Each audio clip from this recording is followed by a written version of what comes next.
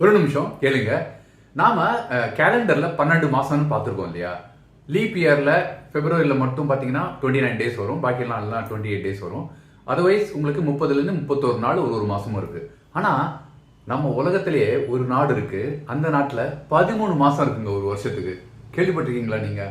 அது எப்படி 13வது மாசம் எப்படி வரும்னா, இந்த 31 நாள் வருது இல்லையா, அதெல்லாம் எடுத்துட்டு அந்த ஒரு 13வது மாசத்துல வச்சுட்டாங்க.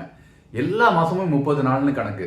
லீப் இயர்ல மட்டும் அந்த மாசத்துல பாத்தீங்கன்னா அந்த 13வது மாசத்துல 6 நாள், பாக்கி வருஷங்கள் எல்லாம் அந்த 13வது மாசத்துல 5 நாள் இருக்கும். இது எந்த நாடுங்கிறீங்களா? அது வந்து ஆப்பிரிக்கால ஒரு அழகான நாடு, அதுக்கு பேரு எத்தியோப்பியா அப்படின்ட்டு. பாக்கி நாமெல்லாம் வந்து கிரிகோரியன் கேலண்டர் பார்த்துக்கிறோம் இல்லையா, அவங்க எத்தியோப்பியன் கேலண்டர்னு ஃபாலோ பண்றாங்க.